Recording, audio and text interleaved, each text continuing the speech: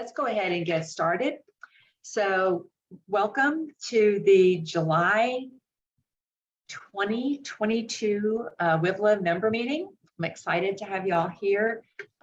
We are recording, so if you want to see the meeting again, you can. If you want to share it, you can. It'll be up on YouTube.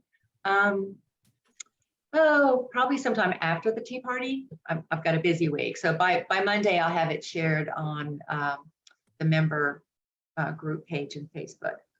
But before we get on with our announcements and our meeting, we always like to start with our mission statement. And Ellen, there you are. Okay, you moved. Ellen will read our mission statement. Yes, and the children have left the restaurant, so it should be quieter here. WiVLA's mission is to provide an inspiring forum for women to explore and advance their creative development, to promote their work in the marketplace, and to infuse the community with their spirit of cooperation and invention. Thank you. Ta-da. Thank you very much. Did it come across okay? Yeah. That's the beauty of the internet. You don't have to be here, and we have members that are out of town, so it's great. We have a couple of board announcements, and some of our board is traveling or working this evening. Regarding the virtual gallery, we're all set for the next one, but we could use, let's see, which would be August. Oh gosh, I get mixed up on the months. We need one more literary person for the September, October. I guess that is the next one for September, October, and then we're good for the rest of the year. So if you are a writer and would like to have something on the virtual gallery, either send email to Elisa or virtual@wivla.org, or go to our website and sign up using the form. So it's a good way of getting exposure. And if you need some suggestions on what you might do if you're a writer and how it works with the virtual gallery, please reach out to anyone on the board for assistance. And I think, even though she's talking right now and probably not listening to me, Ellen would be a good person to talk to. We combined visual and her writing several months ago, and it was really very effective. Haiku and flash are both good. Yes. If I can add something to Sure. that, I helped Carol Watson get her presentation up for this month, and it was really quite easy to do. So if anybody is feeling like, oh, this will be too hard, or I'm technically challenged, it was not hard to do. And we're not going to throw you into the deep end without water wings either. So we're always here to help you be successful. And it's kind of cool. There's built-in tools for sharing your content on different social media platforms. Okay. Where are you? Margot. Do you want to talk about the tea party? Yes, the tea party will take place this Saturday at McHugh's Tea in Bel Air. And it's officially from 10:30 to 12:30, but you can get there as early as 10 after 10, something like that. As soon as they open, yeah, 10 o'clock, yeah. So you can, fascinators or hats are optional. I ordered a new fascinator. It's supposed to be red, but it's maroon.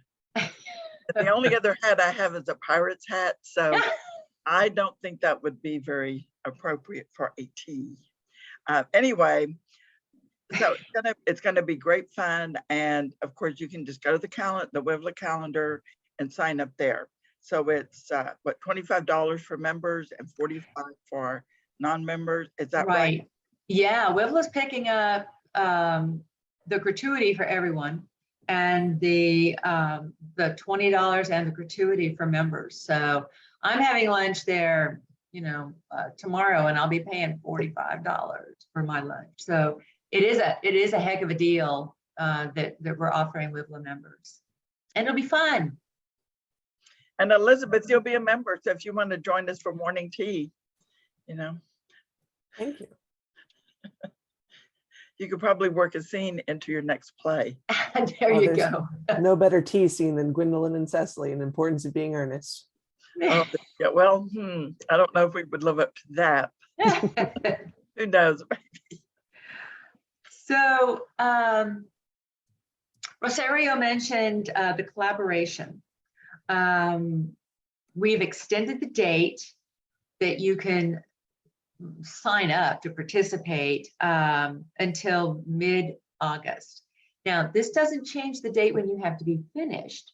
So those of you visual artists who are faster than me and literary writers, there is still time. I have talked to somebody else who is contemplating partnering with someone else, and I strongly encourage it. It's so much fun. We have an absolutely fabulous venue, and I really encourage the longtime members to reach out to some of our new members to see if they would like to be partners.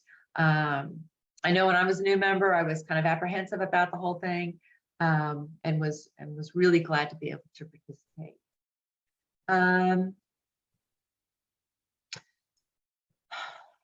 Our newsletter editor is not here, but if there is any news about shows that you're in, books that have been published, readings coming up, anything about you, please share that information with us by sending it along to newsletter@wivla.org, and we can get it into the next newsletter. Let's see. I think at this point, Margot, it's all you for quite a while. We've got upcoming meetings, lots of workshops and outings, as well as introducing our speaker for this evening. Okay, my pleasure. I posted all of this stuff in the chat box, but you can find everything on the WiVLA calendar, and I did put in the WiVLA link. So our next meeting is August the 16th, and it's going to be loads of fun. It's with the Hot Poet dynamic duo, Kelly Ellis and Tina Cardona. And they're going to talk about how they went from solstice celebrations to a small press and website dedicated to writers and artists. And they're still doing the solstice celebrations twice a year. They are loads of fun. And so that's something to look forward to. And then in terms of our workshops, August the 6th, we have Dive into Haiku. And on the 17th, we have the Magic of Contour Drawing. And then on the 24th, September 24th, we have a studio visit with Gail Siptic. We only have 4 spots left, and that's for members only. Then in November, we have the Quilt Festival, we have Haunted Holidays, we have literary readings. And the topic for the literary readings is What If? And then in November, we have our opening reception for Reflections, the collaboration. And I'm talking with the people at, what is it, Smithers Park, about having a holiday picnic in December. But they're kind of busy, so I don't know. I don't know if that's going to work out, but yes. You said November, but you did put December down here for the reception for. Yes, yeah, I meant in December. Okay. So we have the opening reception for the collaboration called Reflections. And then we might have a picnic in December for the holidays. So we'll see, we'll see how that pans out. Anyway, all of that's on the calendar. So just go in and register. We have a lot of fun things coming up. Yeah, we have a lot of opportunities for seeing each other in person for the rest of the year. So I'm excited that none of these fall on a second Saturday. That's what's really exciting. I may actually Yay. get to attend. Yeah. For some of us who were always tied up on second Saturday. So that's great. Okay. Okay, so now let me introduce our speaker this evening, Elizabeth Keel.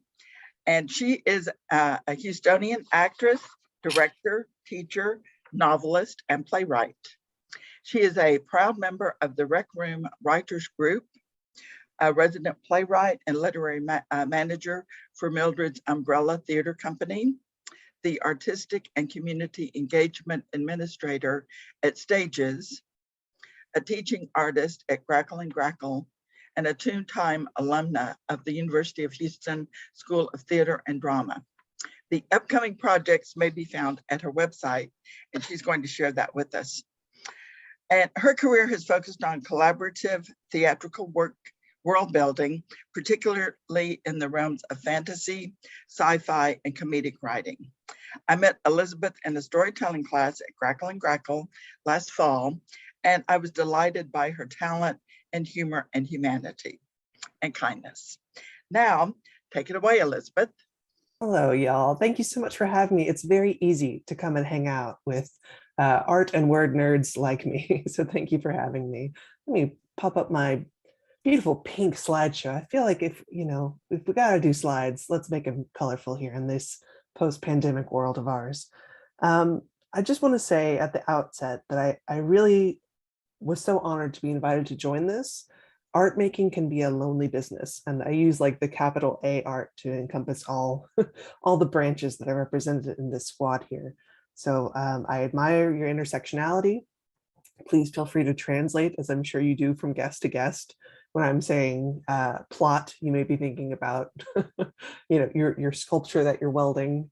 It's very changeable, but hopefully I'm just going to show you some of the things I've built over the years, and I find that's always guaranteed to spark things in you. It's an incendiary process. So here's my website, elizabethamkeel.com. There's another artist named Elizabeth Keel out there. I try to, out of respect to her, to prevent confusion, use those middle initials. You can reach me through the website. So if there's any questions we don't get to tonight, you're welcome to contact me after. We're friends for life starting now. So thank you. The way this is going to go, we're going to get a lightning tour of some lessons learned. I have production photos from a lot of my top of the pops hits over the years, and then we'll save time for questions and answers and a little bit of time to write and play. If you are not near a scratch pad, you might grab one at some point when you stand up for a brain break. That's fine. I'll just keep chatting. Here's my overall artistic statement. My work explores and celebrates science fiction, fantasy, mythology, and magical realism on stage. Whether the script incorporates demons, spaceships, or invisible sailors, my plays hope to guide all participants to a place of community, discussion, and wonder. Theater is a team sport. It speaks the scourge of loneliness. It matters to me that you are in the room.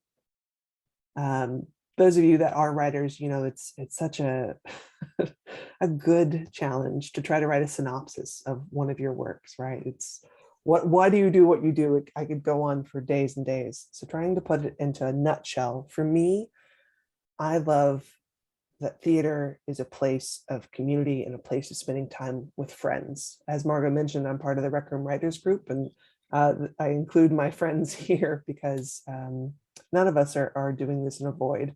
And these are other writers. We share pages from week to week with each other and offer shoulders and support when we're freaking out or panicking or might have killed off a character that we need to resurrect. So it's good to see behind the scenes some of the other folks in the room, and y'all already have each other.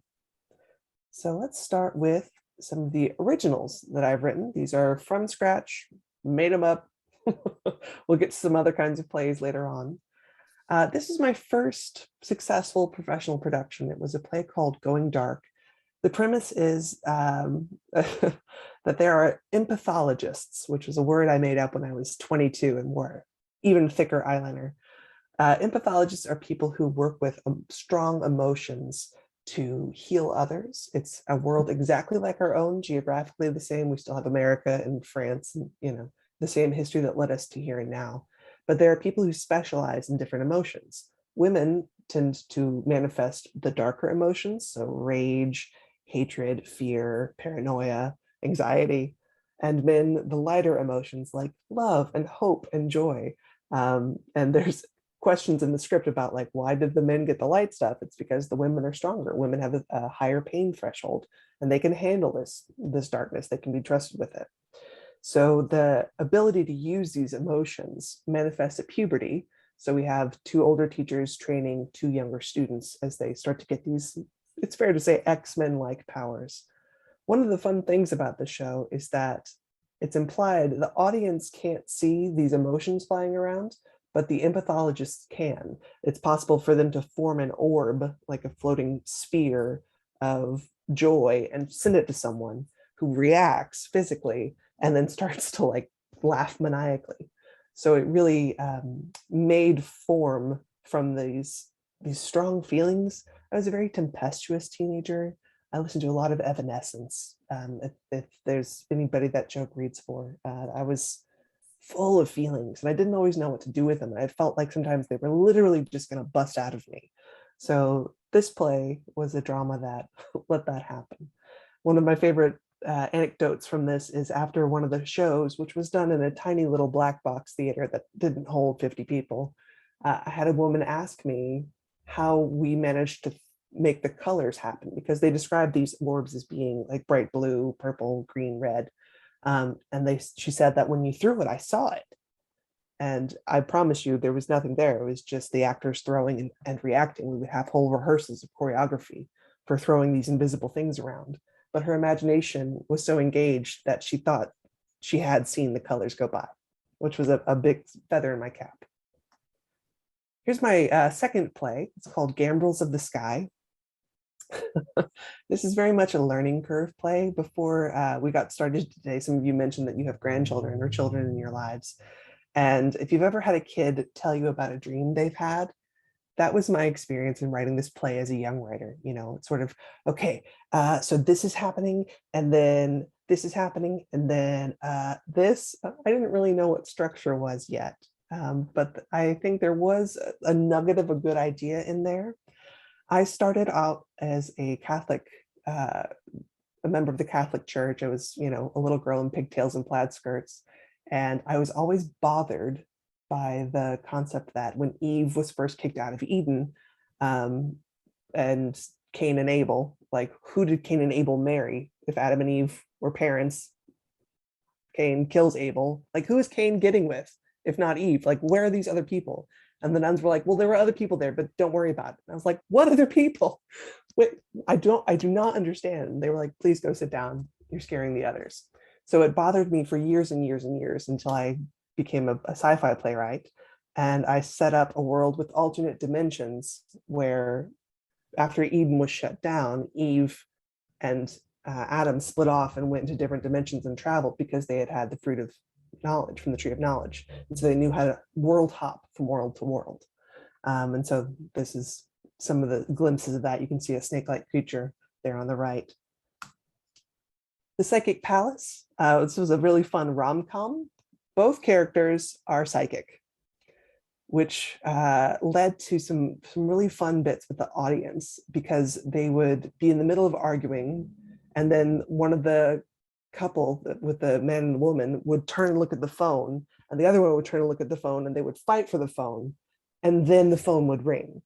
So the audience was always about 3 paces behind what was happening with these psychics. And it was really fun. They would start to like look to the door, and the audience learned to read their cues and guess that a knock was coming. So that was a very fun meet cute to write.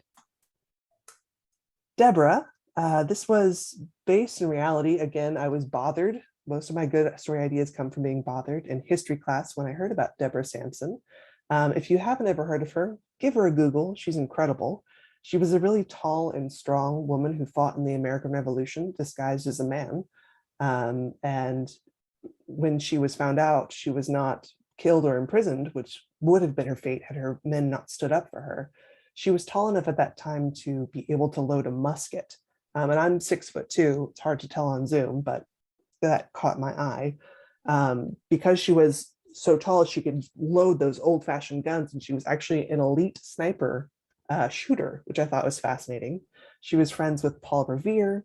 She wound up getting kicked out of the army, but not imprisoned, went home, married, had kids, did the whole family farm life thing, and then got bored and the farm was struggling. So she went on tour and toured the young country, telling stories of her experience. So it was super theatrical. And I read about that in history class and thought, why is she like not more than a sentence in my history book? And the professor was like, go sit down, you're bothering the others. So I was given an artistic residency at 14 Pews. If any of y'all know it, it's up here in the Heights. It's an old converted church that has become a movie theater where they show different wonderful films. And the artistic director, Cassandra Thibodeau, said, hey, we have this great space. If you want to use it when it's dark for a year, put on plays. So it's this wooden old house that's like the perfect meeting house, like Deborah would have toured to when she crossed across America.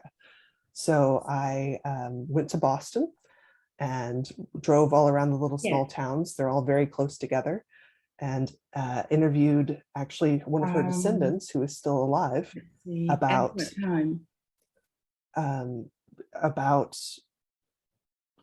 her adventures. She has a male trans descendant named Alex Myers, who was kind enough to read the play and give it sort of the family's blessing, which was super cool. And those of you who have seen Mulan, you know that when you have a woman in pants who's trying to hide, she's got to have someone to confide in.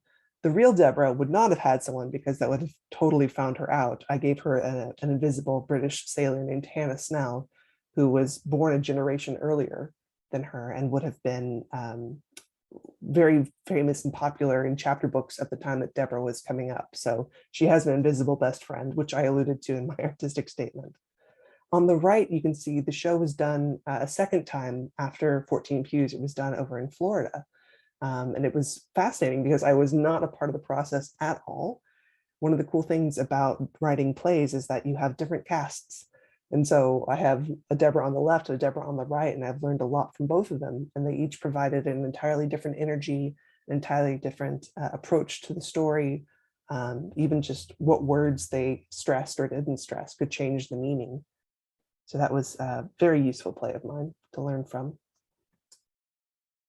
Cherry Muffins, a demon play. This is definitely a sex farce. So it's about a family of sex demons. We have two succubi sisters and an incubus brother. The little sister comes up from hell to open a coffee shop where she falls in love with a mortal man, which you are not supposed to do. And so the other brother and sister come up to investigate as to why she's not doing what sex demons do. And they promptly sleep with all of her baristas. This sounds a bit raunchy, but I promise you it's a very sweet, loving family story. And I do adore the little horns our graphics person was able to go in and add on these photos there to give the little magical demon effect. Melissa Milano in the middle there has become a company member at the Alley since, so you might recognize her from some recent plays. Another thing that I loved about this show in particular was that the cast really fell in love with each other. They got there early, they stayed there late. Just the bonding that can happen when the people on the project are excited about it. It helped elevate the script to a whole new level. And I became quite famous, actually. The cast would ask me things because it was a new work about, hey, could we do this? Could we add that in? And I said over and over again, not no. I couldn't bring myself to tell them no. They were so excited that I often wound up, in fact, telling them yes. And the last of the originals, this is Override. The show was originally commissioned as a microplay by Landing Theater to happen in people's living rooms. So it toured around the city of Houston and was performed in people's living rooms and kitchens. So we'd have a couple of days beforehand to sort of practice it.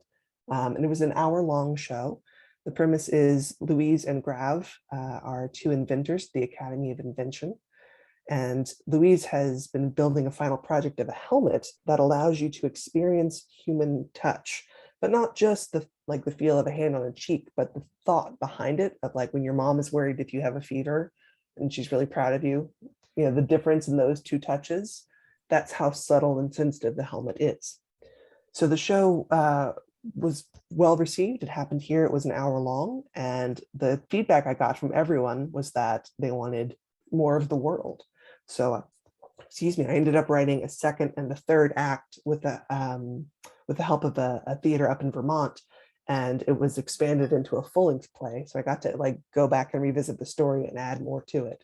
It's like having a short story beef up into a novel. It was very satisfying to do.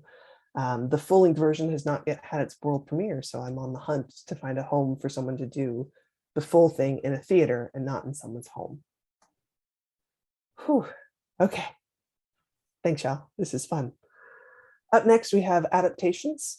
These are, I think, very satisfying. It's kind of a different muscle. It's a skill set that you can round out if you are first starting out playwriting. If you're not sure, if you've never written one before, it's a great way to sort of ease in because you have that source material to turn back to. One of my first was a 10-minute play called Missives. If any of you listening tonight write 10-minute plays, I congratulate you. I don't tend to have 10-minute bite-sized ideas. My stuff tends to want to grow like a sourdough starter.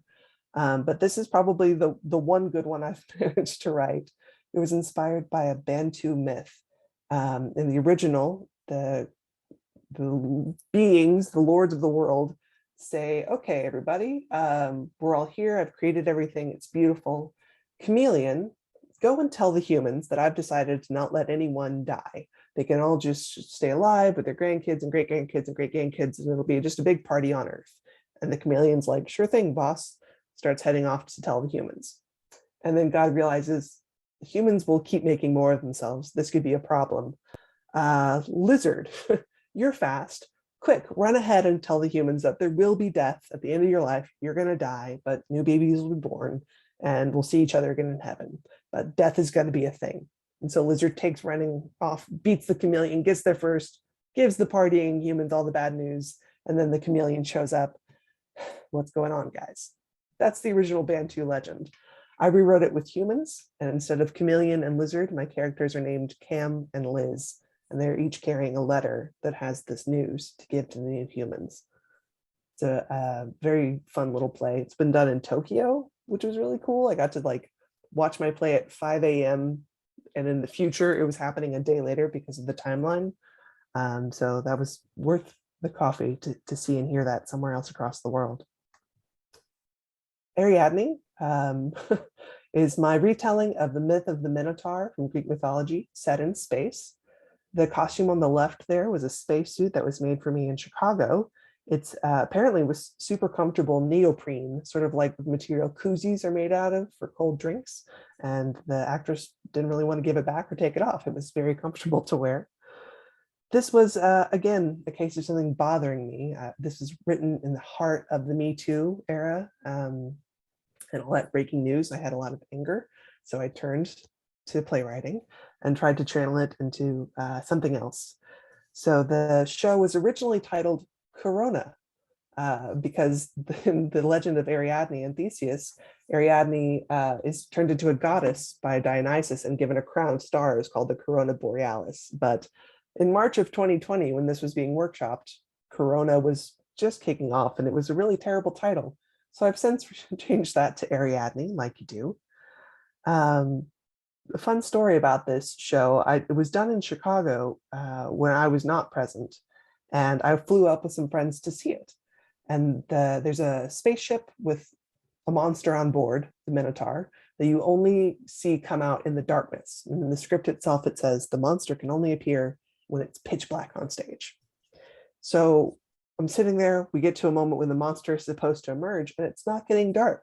And there's an actor coming out with like bull horns on, and I can totally see him. And the audience can see him. And I had no idea that they were not going to turn the lights out because my script called for that to be done. So the play ends and the rest of it's absolutely fine. They had a big fight choreography that's not written in the script at all. So I was like, okay, guys. Walked outside later, saw the director. And fortunately, I had this tool in my back pocket. I wanted to be sure to share it with you. There's a lovely story from Tracy Letts, who's another working playwright, that if you go to your friend's house and your friend has spent all day working over a hot stove to make you a pot of soup, and the soup is painfully salty, like burning holes in your mouth salty. When you take a sip, You don't spit out your friend's soup. You swallow it and you say, tell me about the salt. So I asked the director, like, tell me about the darkness, or tell me about leaving the lights on for the big fight scene. And she argued that she wanted the audience to be able to see it all. So it wasn't that it was wrong, it was that it was another way to come at what was in my mind. And one of the things you learn in the theater is that it's definitely a collaboration and there's multiple cooks. And so somebody might change the flavor on you, and it's good to keep an open mind. The Canterville Ghost, this was purely my comfort project. I already mentioned I love Oscar Wilde. This was done so far on Zoom over the course of the pandemic, just a lovely adaptation. We got to have a live orange cat because cats will behave for like 30 seconds. You can't really have a cat on a live stage performance, or you can't have a cat and have it go well. But we're hoping to do an adaptation of this further with puppets. Stay tuned on my website. We'll get back to you when that's ready to go. And then the last one I have is commissions. We love to see them. We love to be paid, and you get parameters, which as I've aged as a writer, I've learned to love. I like the structure of, I need something that's this many pages long, has this many cast members. I find that really helpful to get started on a writing project. So this one was commissioned by Houston Contemporary Dance Company. It's called Moving Myths. They needed something that was 45 minutes long, that could have room for both their star dancers and their dance students. And they wanted something that they could tour. So they've taken it out to Miller Outdoor Theater, to the Hobby Center. Pre-COVID, they were touring it into schools. Soon they're going to want another show because they've been doing Moving Myths for a few years now, and they're starting to get a twitch in their eye when they have to do it again. So we'll talk down the road when they're ready to commission the next one. But it tells the different legends from the north, south, east, and west coming together under a tree in Ireland with a fairy ring. And so there's lots of little bite-sized episodes of dance numbers, which is great for giving everybody a turn to be in the spotlight. Panda Star Force, this is from my current employer at Stages. If you've never seen a panda before, it's a lovely British tradition. We Americans tend to think of pantomime being like, I'm trapped in a box and climbing a rope, but they come from little English villages who were snowed in and going quite bonkers over the course of a winter. So the small village would put on a holiday play for themselves at Christmas and retell a famous fairy story. And you've got the mayor dressed up as the evil stepmother, and the post office master general as the prince, and you know, the bartender is running across stage as a dog. They're famous for having wild costumes and lots of songs that make fun of everything, local humor, and dirty jokes that fly over the heads of the children. Much like a good Pixar movie, there's, you know, stuff for the little 3-year-olds watching Looney Tunes sort of rules. They're very silly, very, very silly. The first one that was commissioned was Star Wars. Don't tell Disney. We made fun of all of them. The princess in the middle there, instead of the canonical buns, we gave her donuts, and her name was Princess Glaza, like a glazed donut, in the cantina there. It was a bit of a challenge structurally because there are 9 Star Wars films, the spin-off films, the cartoons, like it was a challenge to make fun of all of them at once and have a clear story arc. This last Christmas, it was much easier to do just The Little Mermaid up and down in 90 minutes. Here I repurposed Ursula as Persula, who is obsessed with all her magic bags full of potions, and her, instead of eels, I gave her Scampy, who is a mutant shrimp who has 3 heads, actor in the middle, and 2 puppets. And on the left, we have a contortionist who was able to do really cool aerialist stuff as she wooed the prince in her evil electric eel form. And this was a great school project called Thaumaturgy. My old middle school called me up. We did 4 episodes. Thaumaturgy, if you're not familiar with the term, is the study of mysteries and miracles. So we did 4 episodes that the students voiced over as they were spread out in the heart of the pandemic, from, you know, Mexico to California to Alaska and Houston, at home and in class. They all wanted to be engaged. So they were able to record at a distance the voiceover parts, while the art students were able to illustrate and animate the sections of the story, and then they released them 1 episode at a time. it was great because I knew the school, so I could use things like the mascot or funny parts of the building. That some of the coaches were still there that I had known. We got buy-in from the principal. She did a lovely cameo at the finale, and the kids were just so thrilled to have their principal acting in their story. They really took ownership of it. That was a lot of fun. Okay. Whew, that's so much talking for me. I'm going to pause my video here and let y'all ask some questions.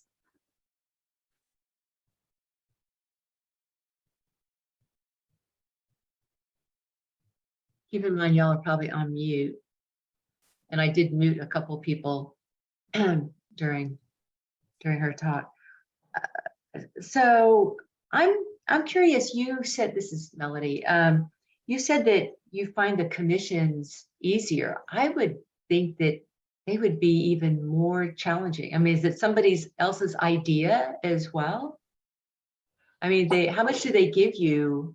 Yeah, each client is a little different. I think that it definitely changes from show to show. What's nice is when they say, okay, I know I want this, and you can dance in the wiggle room in between. Sometimes though, they like that for the pantos, I was assigned Star Wars, I was assigned The Little Mermaid as the thing to make fun of.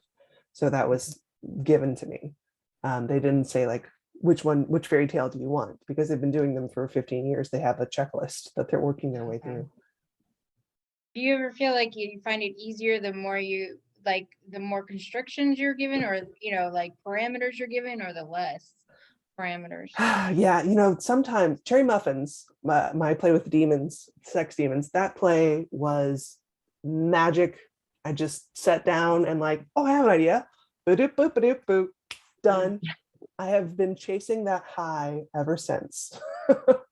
I find more often plays are sticky and they take time. And again, I have to be bothered by something enough to like translate it into a story. So I wish that they were always fast. And I find having parameters or structure is a way to tempt myself into writing it.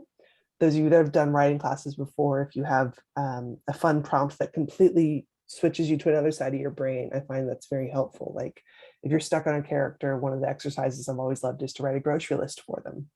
Like what would be the things that they're snagging at Target? Take the pressure off to write some genius monologue and just be like, they hate carrots. Okay, that tells me something, to try to get excited again.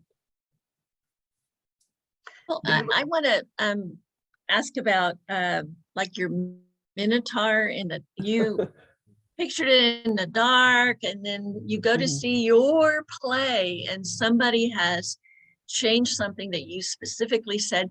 How do you have to decide how you're just going to let go or whatever? If somebody is like thinking, oh, let's get Peter Dinklage for the part, and you were picturing Chris Hemsworth, it's kind of like, how do you say, okay, they can do with it what they want, or do you put your foot down? And does it have to do with whether it was like a easy process for you? You're like, fine, do what you want, or whether it was a struggle to create it and then you don't want anyone to mess with it. So no, absolutely. What do you think? It's a total skill set. So I am a Houston girl, got my Houston shirt on. I've been born and raised in Houston. I have roots here. And it is, when you're a new playwright, it's very satisfying to like make it exactly like you want to make it perfect and just that. And there are times when other people have a better idea or a different idea, and that can be just as valid. So you hope for collaboration and discussion, but when it's somebody doing your play in Tokyo, if you can't go, they're gonna do with it what they will. And so it's you make a vase, you send it off in bubble wrap, but they might let their cat smash it, right?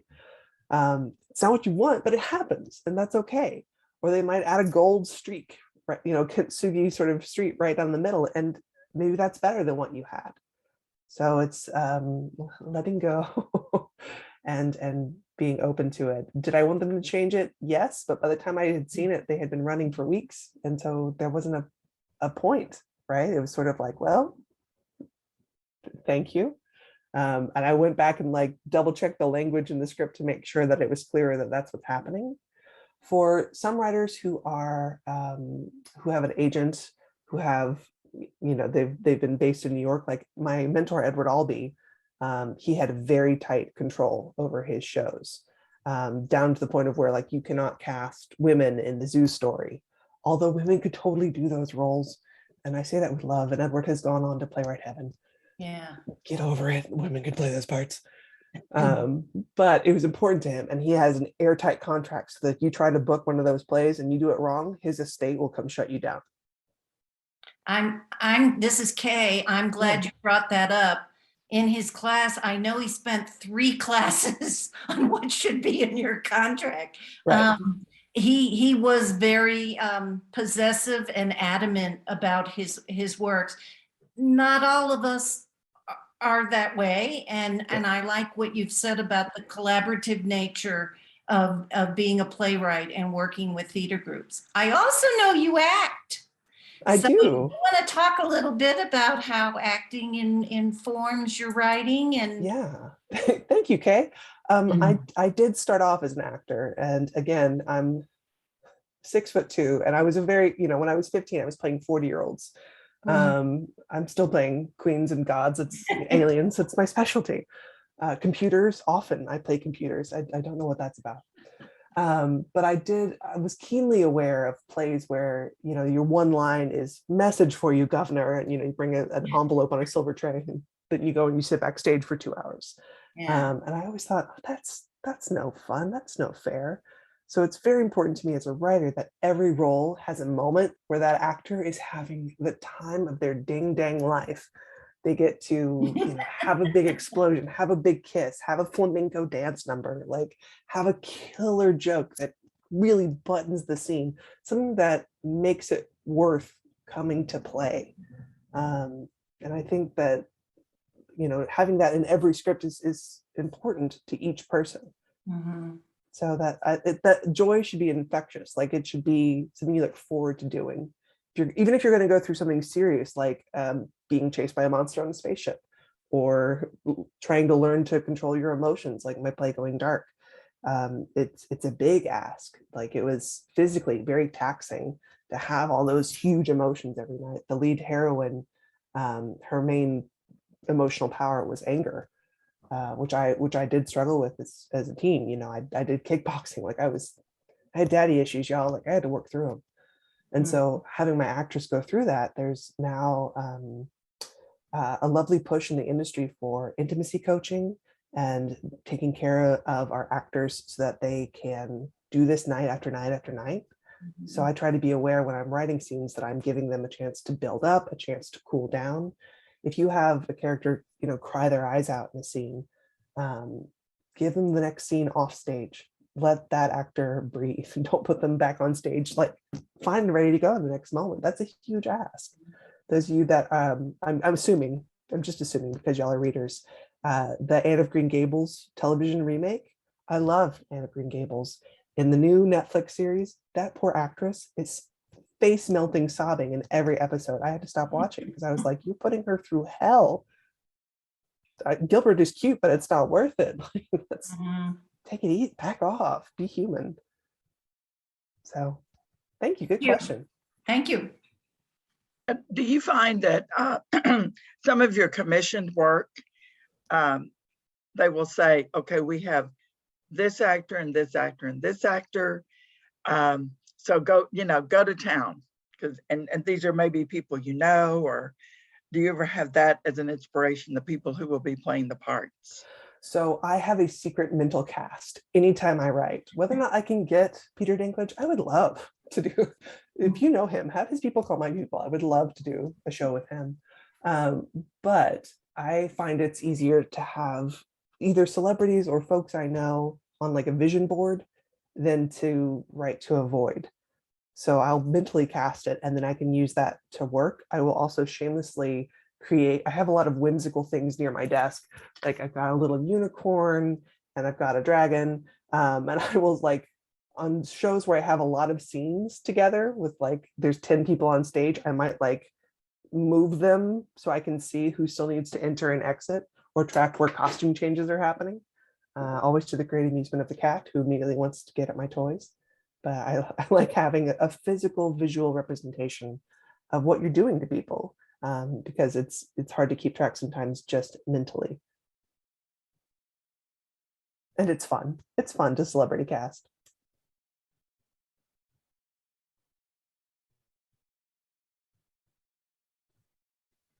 So what is the review process, that we always see in Hollywood? It's the big event to, get your name in the paper and have a great review and have the critics love you and blah, blah, blah.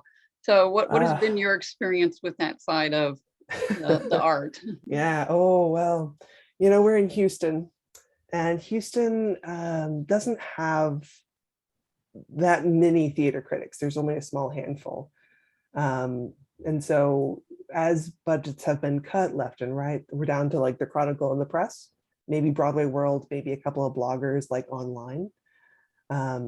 For shorter runs, it's harder to get someone out to see your show, but it's expensive to have a theater, to rent a space if you're a small company putting it on. So it's a touch and go of like, will they come or won't they? And sometimes I feel like critics, this is being recorded and put on the internet, right? So I'm going to choose my words very carefully. I think critics might go for a clickbait moment, or they're not a part of, they just don't get it, right? Like the experience of what they're sitting through and watching. They're thinking about all the plays that I've ever seen. They've seen more plays than most people. They might be comparing it to another play.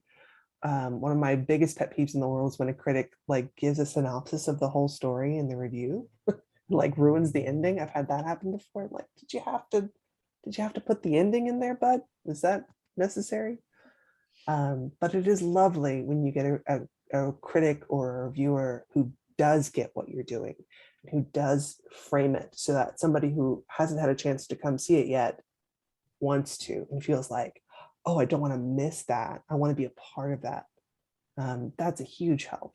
So, I'm not in it for the money. That is for darn sure. But it is nice to get that assistance and getting the word out that something's happening, because unlike a novel that will stay on the shelf, like Catherine Center, The Bodyguard, available tomorrow at Brazos Bookstore, plays are here and gone.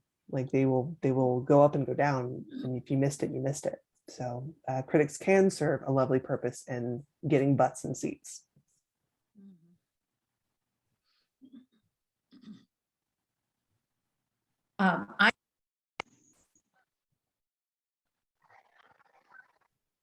Was that Kay? Yeah, somebody cut in and out. Try one more time.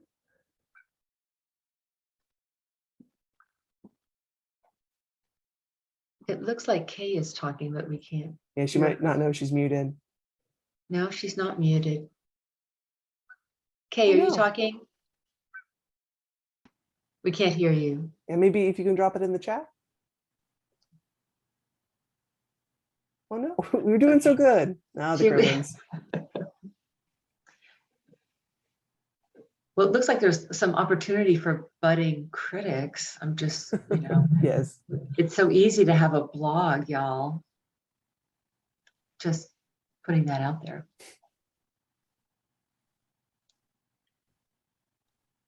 I think she's going to fix her computer. I don't know. Thanks, Lee. Good looking out. She's not here in town. She's off in another location. Oh, is she? What are you working on now? Can you give I'm us so a glad you little asked. couple little Yeah, tidbits? I sure can. I have a shameless plug. And that's a lovely, thank you for that, Lee. We'll do this and then we'll get into the writing exercise, because I did want to save a little time for y'all for listening to me go on and on. So my next play coming up is at Mildred's Umbrella, which is a lovely, scrappy, small theater company that's been around quite a while. I'm their resident playwright and literary manager. So when y'all write your plays, you can send them to me and I'll give them a read, because we specifically focus on plays by women and centering women's stories. The show is called Tooth and Tail. It's definitely a fantasy play. If you're a fan of The Princess Bride, it's in that vein. It's about female friendship. We have a princess who is kidnapped, and a mercenary and her dragon go to rescue her. But along the way, they have to face witches and pirates and all kinds of opposition to get her home safely. So tooth and tail, there is a dragon, slightly larger than the one I have here. And so that's coming up in May of next year. The show was commissioned back in 2015. And a lot of life got in the way, and then we were going to do it, and then there was the pandemic, and so we did it on Zoom. But we're finally going to do the dang thing, and I'm very much excited to see it at the Deluxe Theater up in Fifth Ward. It's a beautiful space, a renovated former movie theater. It's a very theatery space with like red velvet drapes and like marquee light bulbs out front. It's catnip to theater dorks. But yeah, the show will be a lot of fun. All right, last call for any other questions. If not, we can do our writing exercise. Well, just one thing to mention is, since you will be at least an honorary member for the next year, you can post information about your shows and what you're doing on the member Facebook group page. Great, will do. So our membership chair is not here this evening, but she will get in touch with you in the next couple of days. Could not avoid it tonight. That's okay. All right, y'all. So yeah, grab your handy dandy pen and paper if you've got it. I would love to let you have a little time to play and write. One thing that my stories have in common is there's always a magical element of some sort, whether it's sci-fi or fantasy. And I would love to give you a chance to write about a character of yours encountering something magical. So something unusual, impossible enters the space. If you don't have a current character, feel free to use yourself. It could be set in the past, in your childhood, in the present, at work. In the course of this Zoom call, something magical enters. A ghost, pink light, a potion, a shadow, a bowl that refills itself with soup, Lane's giant baby that could emerge. Like, what are you going to do if this giant baby shows up? What changes in their or your world because of the new element? What changes in them or in you? And for my visual artists in the room, if you prefer to sketch in response instead and to draw an image of what's happening that time, totally welcome. If you're a poet, feel free to poetize. Fiction writers, fiction it up. If you want to try dabble in playwriting, maybe it's a monologue. What does someone say in response to this thing emerging in front of them? But yeah, it's 7:05. Let's say we take 15 minutes and we'll leave 10 to share. So I'm going to turn my camera off and do a little writing myself. We'll come back at 7:20 to share what we've got. Thanks, y'all.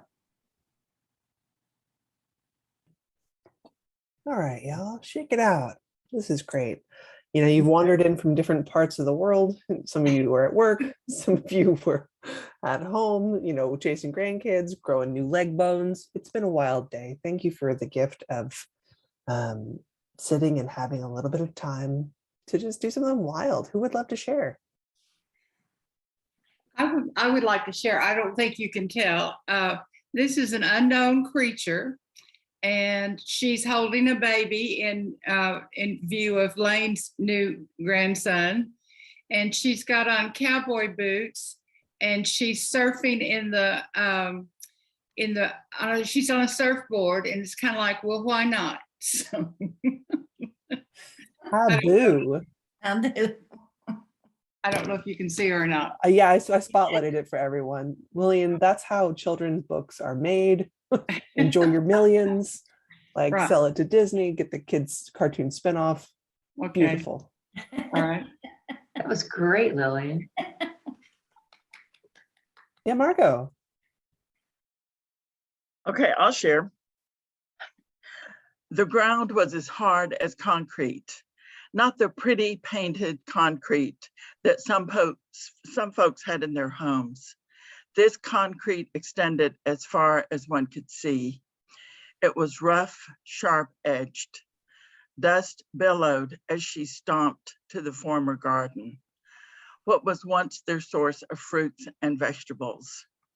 She had not seen rain in years. She was starving. She would cry, but her tear ducts were dry. As her stomach heaved, a drop fell on her nose. What? This couldn't be sweat.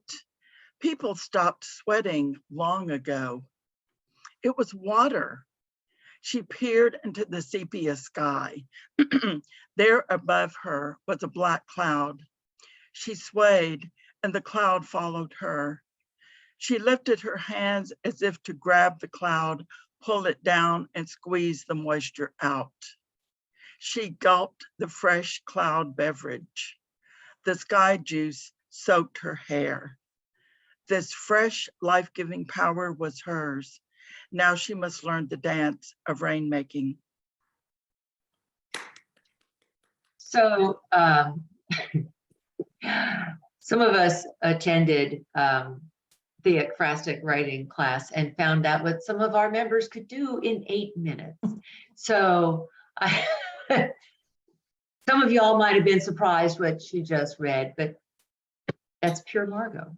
Yeah, that is. What I love is that I challenged the room to write something magical, and we ran the gamut from gulping a cloud beverage to a baby carrying surfing like fae entity series forthcoming. Get the first book now. Like, y'all were given the same prompt and went in such wonderfully different directions. It's very Monty Python. And now for something completely different.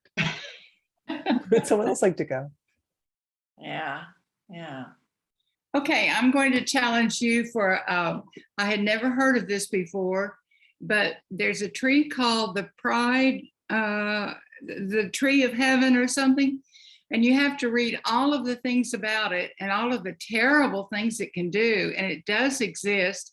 Our oldest granddaughter had spent a lot of time, with gardening and everything. And she realized she just had one squash plant left and she just had like 2 or 3 such and such left. And so she started digging, and it's this terrible tree that comes in and it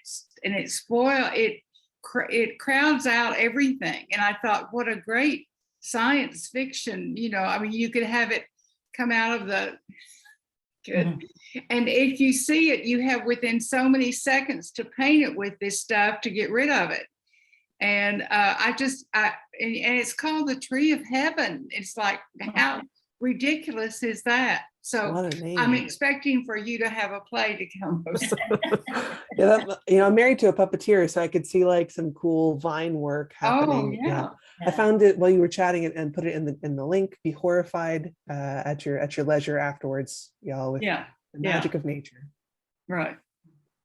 Would anybody else like to share their magic thing that came to them? Well, I'll share the setup. I Sure. hope you can hear me this time. I said I like to do word of mouth recommendations of plays through WiVLA. Put everything out there. I don't know what happened to my sound. Well, I started writing about Mona, who's hiking in the mountains, and she stops to take a drink from her water bottle, and she sits on a rock, and the rock is alive. And he emerges and he announces that of course, she's stupefied and can't reply to him and everything. And he announces himself as a boulder from the boulders from Scotland. And he's a hummer and he has to hum. And actually, this is based on a little bit of research I've done about the Stonehenge stones and some other places in, Pennsylvania and Europe, and where there are these stones that have definite chord qualities and musical qualities to them. And so I'm not going to read you my dialogue, but he tries to convince her that she has to help him with the humming. Ooh, very Arthurian, right? Like the Legend of the Mountain and stuff. That's fantastic. Yeah. Okay. We got geology, we got botany, we're STEAM all the way. We got every side of science and nature. You ought to collaborate with Marion because she does all that hiking and sees all kinds of formations. Yes, she does. That is right. Yeah, I love, there have been several, especially in the pandemic, as people have created outdoor theater, there have been several like stories written to go along with a walking path. So like you can like walk to point number 1 and there's a big boulder there and you can listen to this monologue from this singing, talking boulder, and like you totally set something up at the Arboretum, the many lovely gardens the new Houston Botanical Garden. Garden. Good date Okay. spot if you haven't been yet. Yeah, they're really beautiful. That's Mhm. a lovely spot. Yes. Okay. And if anyone else would like to share and just sort of say kind of about what they wrote about, you don't have to read verbatim. The new baby deer fawn that's just standing up for the first time and didn't exist 20 minutes ago. That's fine. You can just talk about what came to you.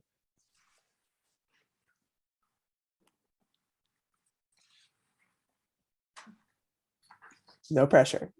Consent matters. If you don't want to, you don't have to. But I hope that whatever it is that's coming to you from your subconscious does emerge in another time to be rewarding and valuable to your works. Thank you. Thank you. Thanks. Elizabeth, thank you so much for giving us this wonderful program. I mean, it gives us so much to think about, and it was really fun to see your journey. Mhm. Thank you so much for sharing all of that. Thanks, Shell. You're a great crowd. See you in 3D Yay. soon, I hope. Yeah. Yeah. Well, we are having this tea party on Saturday. So yeah, we'll try to get you in our system pretty fast. Margot has your email address, I'm assuming, right, Margot? And we have to register and pay ahead of time, or Yeah, yes. Okay. Yes, Miss Steiner? Be sure and have Elizabeth, let us know anything you have coming up. Be sure you send it to WiVLA, because we are want to keep an eye on you now. And May 2023 is a long time away. So Tell me about it. We can't. Yes, hop we'll in on need some of constant our other reminder. meetings and things so we can get your input. That would be lovely. Sure, be glad to join. Oh, yeah. Yes, I agree. So does anybody have anything going on right now? Any shows, any readings, I know there's a couple things going on that I've seen on Facebook. Oh, well, the Archway readers we're back in the Archway Gallery. So we'll be there this Thursday, and then we'll be there the third Thursday in August for our 25th anniversary reading. Right. Yes. Yeah. So yeah, just let me know if you would like to read, a piece that's 5 minutes or less. Yeah, so that'll be fun. Well, Margot, if you set up a Zoom for that as well as the in-person meeting, I'd like to know about any Zoom arrangements. Yeah, Okay. Donna's going to set up the Zoom. She's going to try it out this month. Okay. She's going to try it out on Thursday. Okay. See if that works. Emails, aren't you? Pardon? The Zoom link went out in the email that I sent. Oh, you- okay. And I haven't looked at my email all afternoon. I'll go in and it was look. before that. It was before Okay. that. But it's a trial because we're going to have a hybrid meeting for the first time. Yes. So we're going to see. But yeah, sure, we'll have a Zoom part of it. Okay. Yeah, I was a speaker at a meeting last week that was a hybrid. They had gone to Zoom a couple of years ago, and then they were doing a hybrid, and it was interesting. I mean, these were a bunch of techie people because I wanted to see how it would work, and it was like, okay, you will have to find another technical person, not one. Okay. Yeah, and it wasn't great for the people on Zoom because I could see what they were seeing, and it wasn't all that great. So it is challenging. It's really challenging to do the hybrid. So kudos to y'all. Well, in my monthly book club, I ran the Zoom meetings all through the pandemic. They are back meeting regularly, but I'm in Colorado. And so if it's possible to link in, but I know it may just be, one little vision thing and I can hear what people are reading. That'll be great. Right. Yeah, I was at a photography group. And so, seeing pictures, and I didn't have slides. I had the actual artwork. Anywho, speaking of artwork and Archway, they have a juried show going on right now. And I think some of us have some work in that show. And there's a closing reception on the 30th, I believe. And guess who the juror was? Yes. I think it was somebody that we used, wasn't it? That WiVLA used or something? Yes. Yeah. Yes. Her She was name? our juror last summer. Yeah. So I was really impressed that Archway was using our juror. Yay. And it was Marie who plugged us into the juror. And Rosa, was it Rosa Anna or Anna Rosa? I Yeah, can never- Rosa Anna. And Rosa Anna. I had met her because she was the juror for the Holocaust Museum for the Withstand show. So that's how I got the idea to use her for our show. And so, yeah, we discovered her. Yeah, so I'm eager to meet her in person. I wasn't able to go to the opening reception, and it looked like there was 10,000 people there at Archway. So I'm hoping there'll be only 5,000 people there for the closing reception. But yeah, it looked like the last time I was there before the pandemic. Any other things going on? Anyone want to share? Yes, ma'am. I have two things. One is this Saturday and Sunday from noon to 5, the Printing Museum is having their having the second and final loading dock sale, where they are selling off a lot of their printer trays and type and presses and all kinds of funky stuff from the Printing Museum, because they're closing down and moving to their new location over the summer. So they got to get rid of stuff. So I looked at the pictures from the last time, when they had last month, and now they'll probably be more desperate. You know, they've got more stuff. So, you know, it might be fun if you're out and about Saturday or Sunday after the tea party, from 12 to 5, go by the Printing Museum on West Clay and by Waugh and West Gray, and just see what they've got. Who knows? You know, if you're a writer, you may want some type to spell out your name or something, something kind of cool, and it helps support the museum too. So that's Do you going have on. room And then, for all that stuff in your studio? well, you know, I have rearranged a bunch of things and bought some big cabinets so that with doors on them. So I'm hiding stuff now. I'm able to focus a little better. All right. So one more thing, Melody. Is that an animal on your head? What is No, that? it's my fascinator. It's disappearing into my background. Yes, I am ready for tea. I'm just saying, I'm trying to get y'all into the mood of tea this Saturday. And I even wore it to church. It's alive. It's alive. I You know, know, it's like- you have your own Well, science fiction. that's because I've got a crazy background right now behind me. Margot, Yeah. you'll have to show your video of the bee is ready for That's tea. right. You know, I don't know why I didn't think about this. We Yeah, all wore our fascinators. I have a video, Bitch is Ready for Tea. It's really ridiculous. Yeah. I look totally cool in that video. I know I did. Oh, that's right. That's right. Some of the WiVLA people are in that. Can you put it on the Facebook Yeah. page? Is it in YouTube? Can you share the link on our group? Yeah, it's in YouTube. I'll share it. I'll put it on the Facebook page for I WiVLA. will put it on the Facebook page. Cool. Yeah, the group, not the page. Yeah, the group.